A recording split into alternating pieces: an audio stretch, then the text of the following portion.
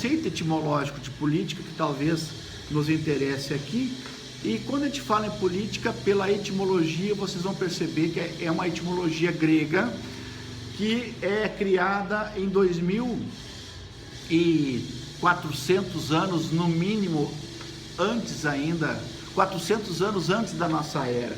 E eu sempre cito, talvez para a gente conhecer um pouquinho essa tradição grega, eu cito aqui um comentador que já começa a explicar a civilização grega, e começa pelo pensamento mitológico, para depois pensar a filosofia e também pensar a política, que o Joseph Campbell. Acho que o Campbell é um grande estudioso da mitologia mundial, que vai se deter especificamente também na mitologia grega. E olha, todas as obras do Jean-Pierre Vernant, a obra que a gente pegar desse autor sobre a questão do mito, da religião, do pensamento grego, a gente está em casa. Para mim, especificamente, o Vernant é o mais importante dos pensadores da antiguidade. Claro, poderíamos pegar a cidade grega do Gustav Glotz, também uma referência importantíssima. Poderíamos pegar a cidade antiga, na verdade, do Faustel de Coulanges. É uma obra fantástica, eu gosto muito. E, claro, a Dicionário de Política do Norberto Bobbio, eu acho que é uma referência para todo politólogo que entende os vários conceitos. Tem duas aqui versões. Tem uma versão mais substancial, que é a mesma, na verdade, mas a publicação dela é maior. O Dicionário da Política é bom, mas não é difícil um pouco de manusear ele pela extensãozinha, né? Ele acaba despencando, mas tem também esse Dicionário da Política aqui, como é que se diz assim, na internet, como é que se chama assim,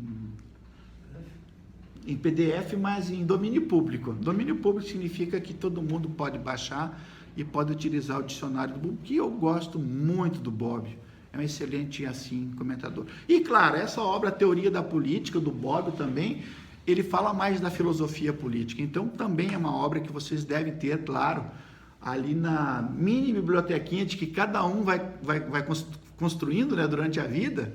Tem obras essenciais, assim, que a gente vai lendo e está ali sempre à altura, é a obra do Bobbio. Perfeito? Então, esses autores, eles colocam assim que a política, pela sua etimologia, é grega e ela advém da palavra polis. Então, isso aí já é de um consenso entre nós, que polis é essa má tradução que nós traduzimos como cidade-estado. Eu sempre gosto da tradução que os autores colocam como comunidade.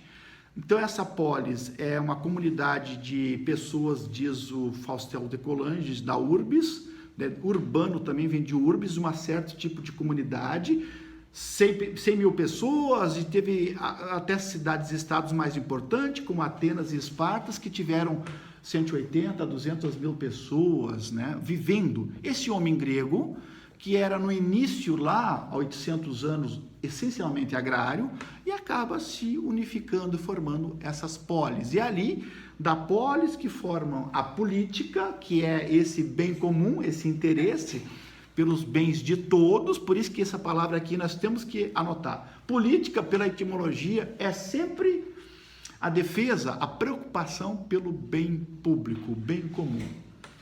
Se hoje há um sentido equivocado da política, como mais uma certa politicagem, é equivocado. A política sempre é um entendimento grego para tomada de decisões, para melhorar a cidade, dos assuntos públicos, aqueles que se envolvem, né? E Platão depois vai trabalhar, acho que é Platão, ou Aristóteles, que dizem que aqueles que não participam do bem público, aqueles que se preocupam com os afazeres domésticos, serão os idiotés. Idiotés, mal traduzido para nós hoje, seriam os idiotas. Os idiotas seriam aqueles que não têm uma preocupação cívica. Aqui, espírito cívico, né? Espírito cívico é aquela pessoa que tem um interesse comunitário. O espírito cívico é o contraposto do Sérgio Buarque de Holanda, naquele clássico que ele escreve, do Homem Cordial. O Homem Cordial de Sérgio Buarque de Holanda é aquele que se aproxima pela cordes do coração, pelos interesses. O homem cordial não é o homem educado, polido, que nós entendemos. Não, o homem cordial de Sérgio Buarque de Holanda é aquele que se aproxima do outro para tirar proveito de um terceiro.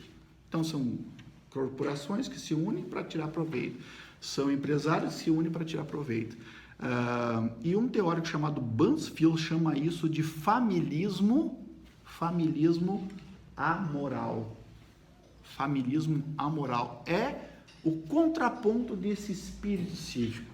Espírito cívico é o homem integrado na sociedade, é o homem que não é idiota, é o homem que respeita, que participa, que interage no espírito cívico. Perfeito? Então, é esse político. Então, a política designa o campo da atividade humana que se refere sempre à cidade, se refere sempre ao Estado, se refere sempre a como administrar o conjunto de cidadãos. Então, a política está ligada a isso.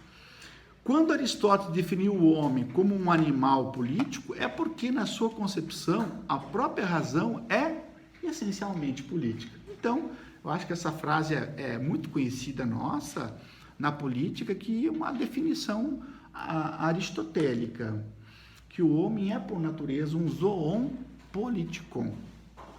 O homem é, por natureza, um animal racional, vive em comunidades, né? Mas ele diz assim como as formigas e as abelhas, mas temos uma diferenciação, temos a racionalidade, temos a criação do conhecimento, da transmissão do conhecimento, nós temos o senso ético, estético, o sentimento moral, nós temos a construção do belo, da poesia, da música, o que caracteriza, e mais, diz ele, participarmos da polis, das decisões políticas, nas deliberações políticas. Tomamos decisões. Nenhum animal consegue tomar decisões racionalmente, né? Tomar decisão. Então, tomamos decisões, automaticamente somos seres racionais e somos seres gregários. Vivemos em sociedade. Precisamos, ninguém de nós é uma ilha que vive de uma forma totalmente isolada. Precisamos sim da família, precisamos da comunidade, precisamos para poder viver e viver bem, né? Então, é uma característica muito legal. Então, outra ideia que esses autores colocam nos livros que eu coloquei aqui, que a política está ligada à palavra poder. Sempre. O Bobbio vai fazer uma diferenciação assim. Tem 3 tipos de poderes, né? Tem o poder político, o poder econômico e o poder ideológico. O poder político seria aqueles que detêm o controle do mando, né? Mandar e outros obedecem. O poder econômico são os donos dos meios de produção, né? Donos da riqueza, e aqueles que nada têm, a força de trabalho apenas. E o poder ideológico, diz o Bobbio, são aqueles que controlam, na verdade, os aparelhos ideológicos para manter, desde a família, a escola, a universidade, os meios de comunicação, as igrejas, os sindicatos, os tribunais, e que depois veio um teórico mais contemporâneo, neomarxista, chamado Louis Althusser, que tem aquela obra bem famosa também, Os Aparelhos Ideológicos do Estado, né, que aprofunda um pouquinho mais essa ideia, né? Então, na verdade, são 3 tipos de poderes que nós temos aí. Quem não tem poder político acaba obedecendo, quem não tem poder econômico acaba servindo apenas como trabalho, quem não tem poder ideológico, né, acaba formando. A poder ideológico, a gente poderia falar muito aqui sobre aquela questão da persuasão, né? Poder ideológico é a persuasão, é a chamada cantada, né? Que você vai argumentando e vai lançando sementes ideológicas na mente das pessoas, né? A partir do pai, da mãe, do professor, para formar um tipo de mentalidade, né? Então, se isso não é uma questão de certo ou errado, é uma questão que a gente é formado, né? Por várias ideias. E depois nós temos, eu até esqueci de botar a fotinha aqui, mas você certamente conhece essa obra do Max Weber, né? Que é a Ciência e Política, Duas Vocações, que ele trabalha esse conceito de como se legitima o poder. Lembram? Através de 3 maneiras, né? Através de um poder tradicional, um poder racional, legal, e de um poder carismático, né? Sempre foi assim, a tradição assim manda, os donos das terras sempre comandaram, então, portanto, nós não temos como nos contrapor, vamos aceitar, de uma forma também bastante racional, legal, está escrito nas cartas, nas constituições, nas leis, que assim devemos proceder, e também aqueles que se utilizam também de uma voz profética, de uma voz persuasiva, né, de um cunho quase, de um carisma, né, de um salvador, um aspecto messiânico, do messianismo, né, ou do sebastianismo. Diz que São Sebastião era um rei português, muito jovem, né, que estava combatendo, e no meio do combate com os inimigos, disse ele que teve uma inspiração divina. E mandou as tropas pararem, que ele estava tendo uma visão. Só que ele teve um detalhe, ele esqueceu de avisar a tropa inimiga. Foram totalmente destruídos, e até hoje o povo português acredita que o sebastianismo, o São Sebastião, irá voltar, irá ressurgir para salvar, né? Então, por isso o conceito de sebastianismo vem de São Sebastião, assim, messianismo, a figura do Messias, o enviado. Então, é muito enviado do Pai para salvar, né? Salvar a humanidade. O Salvador da Pátria, né? Que nós sempre esperamos. Eu acho que o Salvador da Pátria é sempre aquele que, pela nossa incapacidade de gerenciar a política do povo, nós sempre acreditamos que alguém poderá nos salvar, alguém vai nos redimir, alguém vai nos levar a um outro patamar, né? Então é um grande erro que nós cometemos. Então, acho que o Weber contribui muito com essa temática dessa obra, né? E então, para terminar esse primeiro ponto, eu acho que a política, ela trata dessas supremas finalidades da vida associada. O que vale a gente viver associadamente? Porque nós queremos uma vida boa, nós queremos viver bem, nós queremos uma vida com justiça. E por que não dizer, nós queremos uma vida feliz, estruturada a partir da política, a partir do Estado. Eu acredito nessa ideia. Somente a política nos salvou, nos trouxe a esse patamar, até que nós estamos hoje, e poderá nos salvar no aspecto do consenso, do abrir mão, muitas vezes, dos nossos interesses particulares para o interesse coletivo. Acho que a política tem uma grande contribuição para a humanidade. Não só, claro, a racionalidade, a cultura, assim como Dostoiévski falou aquela frase famosa, só, a beleza salvará a humanidade, né? Também a beleza salvará a humanidade, mas eu acredito que a razão, a poesia salvará a humanidade também, e por que não dizer, a política também vai ajudar, né? Chegamos até aqui e haveremos de continuar. Nós queremos viver uma vida feliz. E como a gente vive uma vida feliz? De uma forma associada, diz os pensadores, de uma forma a fazer política.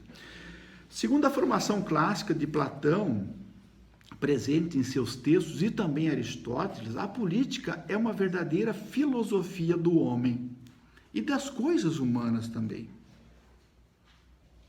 A política é uma verdadeira filosofia do homem e das coisas humanas.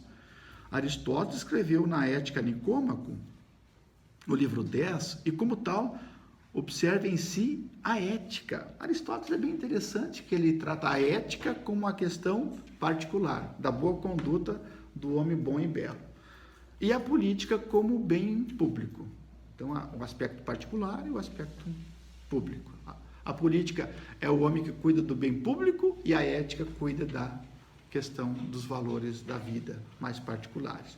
Os diálogos também da fase inicial do livro 1 da República, sobre as noções de bem, as noções de virtude, as noções de felicidade e de justiça, englobam a política, ora do período tardio, como o conceito de justa medida. São conceitos utilizados aí pelos pensadores que retratam muito bem essa dinâmica da política.